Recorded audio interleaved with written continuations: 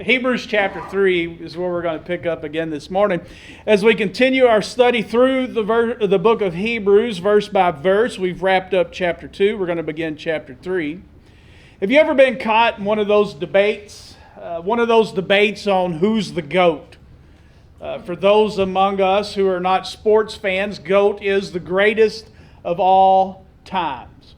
And it's much debated. I'm so glad DJ's here with us this morning because I'm sure he will have an opinion on each of these.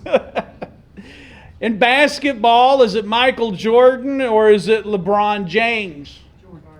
If you ask LeBron James, he has self-declared himself as the GOAT, the greatest of all times. But that doesn't count. That's kind of like giving yourself a nickname. It doesn't mean anything, right? In golf, ever since he first started, and even when he was an amateur, Tiger Woods said he was going to be better than Jack Nicklaus. So, which is it? Tiger Woods. Golden Bear.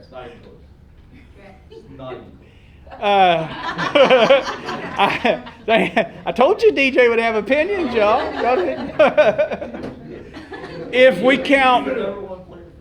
If we count major victories, Jack obviously is still well ahead of Tiger Woods. So.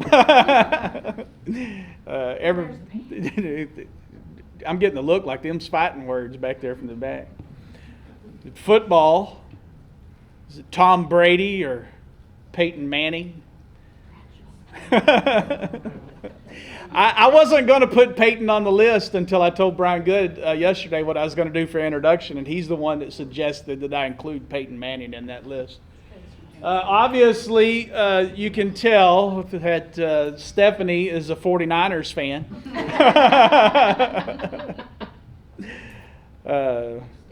People love to debate who's the greatest of all times because we're fascinated with greatness. We're fascinated with the one who excels more than anybody else. And if you look at the greatest that's ever been. Now, imagine living in the first century and you ask a Jew and they heard that question, who is the GOAT? Who's the greatest of all time? And there would be no question. Every single one of them would have answered the exact same thing, and that would be Moses. Right. Moses is the greatest. No one else even came close in comparison to Moses.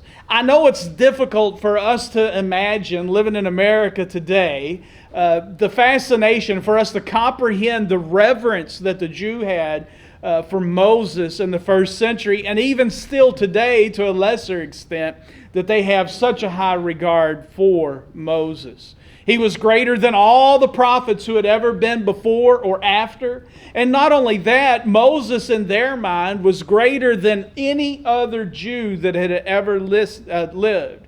Moses was it. And if we don't understand that, then we lose the gravity of what's being said in Hebrews chapter 3 through chapter 4. Moses was divinely chosen. Even as a baby, before he was mature, when they were out to kill all the infants, Moses' mother placed him in the basket, sent him down the river, only to be discovered by Pharaoh's daughter. And then God providentially ordained so that Moses' own mother would be his nursemaid. And it was no accident of history. It was God orchestrating the events in Moses' life. So he was divinely chosen then as a baby. But then after that, even when God called him at the burning bush in the desert, the great I Am said to Moses and put him on a mission for him. So he didn't volunteer. Moses didn't apply. As a matter of fact, it was quite the opposite. Moses repeatedly said, I am not the guy for this. I am not a man eloquent with words. But God still sent him. Moses was also the incomparable deliverer of Israel. Not by diplomacy, but just by raw heaven-sent power. If you've read through the Old Testament, you know all the things that took place where Moses confronted Pharaoh and he said, let my people go. And Pharaoh would say yes, and then he'd relent and keep them. So God unleashed the plagues. Water turned to blood. Fleas, frogs filled the land. Boils covered skin.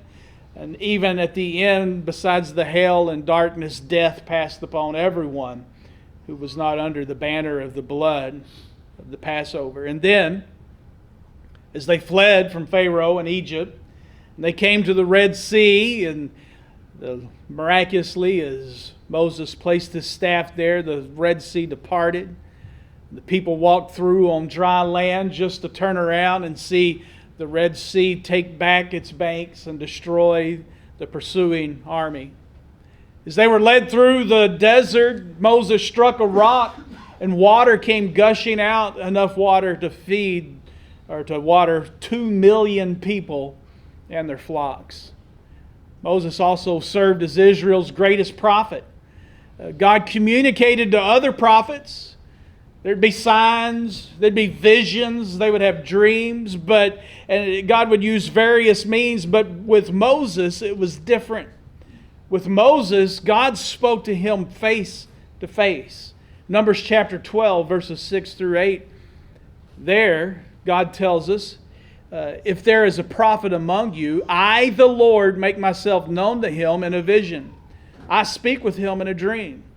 Not so with my servant Moses. He is faithful in all my house. You might underline that or keep that to your mind.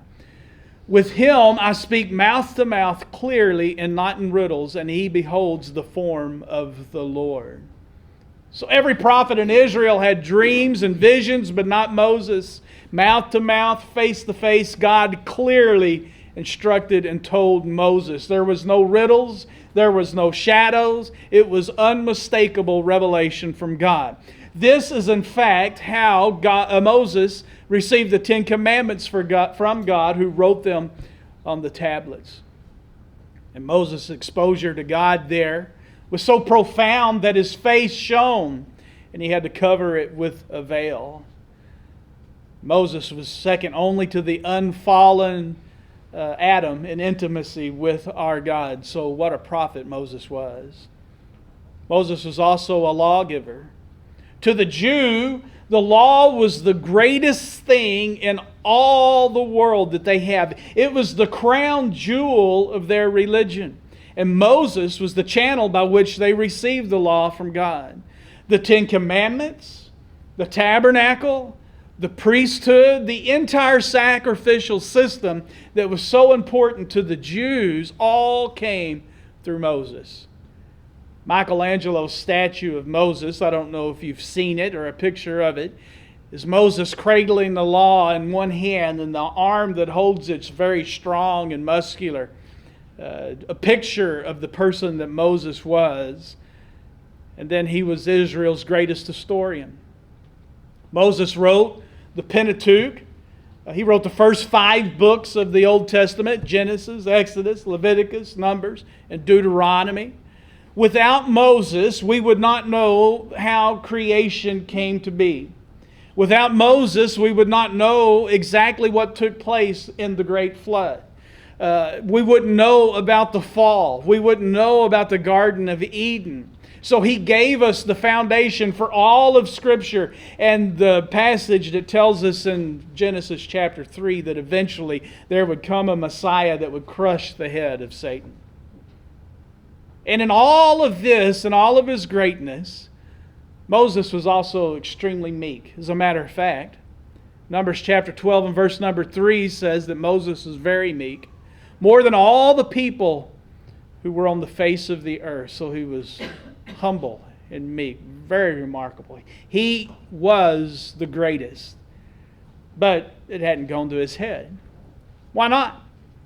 Well, probably because God took 40 years in the desert with Moses to humble him first. 40 years tending sheep before tending to Israel. And so he didn't exalt himself. He was broken before he was ever used. So these 6 qualities, among others, are what would give Moses the title of the greatest apostle and high priest of the Old Testament. Apostle means one who is sent.